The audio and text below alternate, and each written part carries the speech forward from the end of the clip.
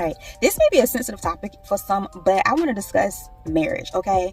Me personally, I do not believe in marriage or marriage certificate or even the vows. I understand what has been said in the Bible, but I also understand the energy that is associated with marriage and your marriage certificate and license and what you're required to fill out through the government and the worldly standpoint. It's like the energy that is associated with the license, the contract, the vows, no matter how good it looks and sound, it's the energy that comes from it is literally toxic, unhealthy, and unstable. Just let me explain. Now, I have been married. I got married at 18. I was married for 12 years. And 2 of those years, I was separated.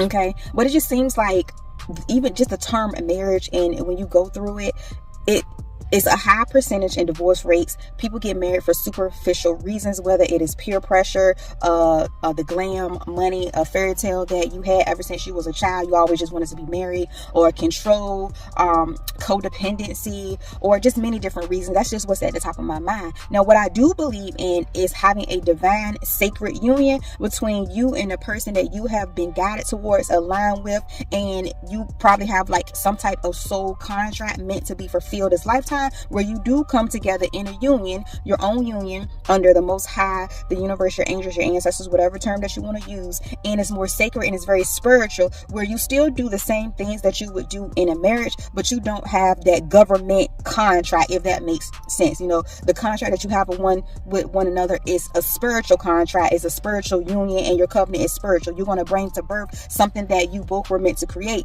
And doing it that way, it's like you still will be together to make changes in your family, your bloodline, and your life, but you still have your own separate journey so you can continue to grow. There's no expectations. There's no pressure like they put on men being the providers and the women are supposed to be in the home. And that's okay if that's what you believe. But I'm just saying, when, you know, life is full of change. Change is inevitable. So when you own those highs and then you drop down to the low where you may be experiencing financial difficulties or things of that nature, you're not going to feel that psychological pressure that, oh, I'm the husband, so I'm meant to provide and take care of my wife and my children if you have children in this union. And now you're feeling like you're unable or incapable of handling the pressure from the societal standards of what the man or the wife is supposed to be in a marriage, okay?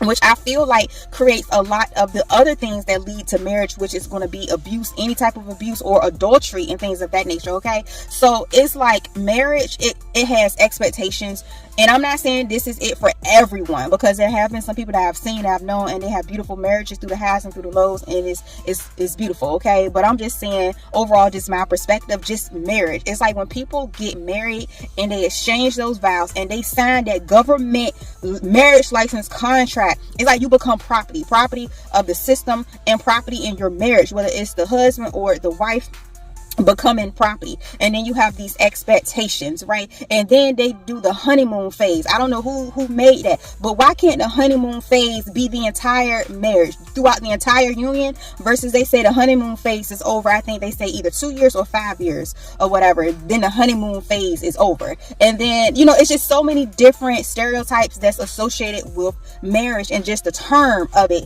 you know, the energy of it. And then let's just say when in marriage, well, not just say, but in marriage, again, it's like you feel control and power, and you don't have your own identity. It's literally you're taking on each other's identity. And if one person decides to go down a different path while in that union, in that marital contract, you get penalized for that. Okay, you get penalized. Like, and I know this is going out there, but I don't believe that people are only attracted to one person. I'm not saying go out there and cheat and stuff, but come on now, you can't just think you're the only one attracted to your husband or your wife and that they're not going to be attractive, or not just attractive physically, but just on a soul level, where someone else, you know, is like in alignment with your spouse. You know, not saying that they're supposed to go out there and cheat and create, you know, some type of friendship or anything like that, but it's just that psychological aspect that this person is yours and yours only.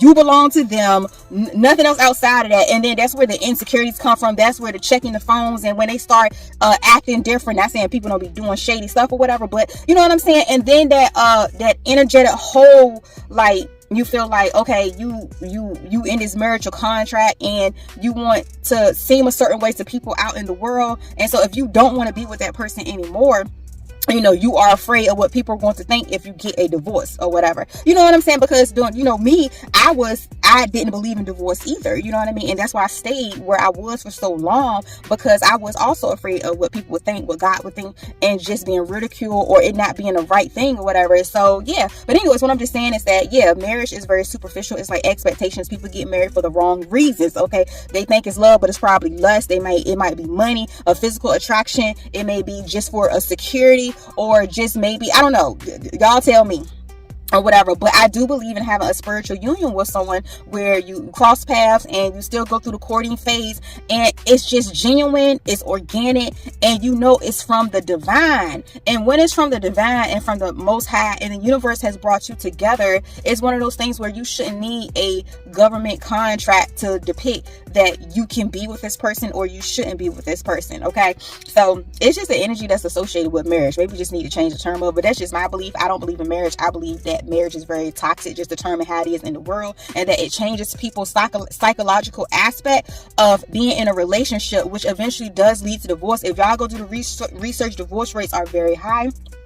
And if you look at the different cultures in the race and do the research as far as that, and why people are getting divorced, because some things I have researched is like mainly communication issues and financial issues, abuse, whether it's with unhealthy vices or physical and emotional abuse, and adultery. Adultery is not even like number one or whatever. But again, like I said, I don't believe in marriage, but I do believe in having a spiritual union with someone.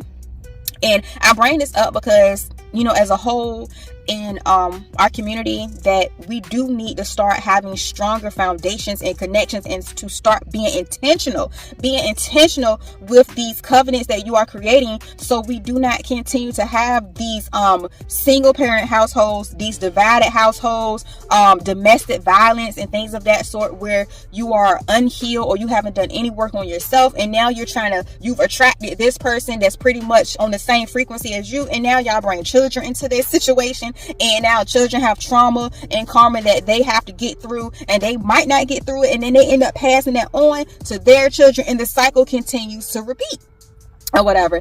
So yeah, I think that's just the message I want to get out there. Just let me know what y'all think. Bye.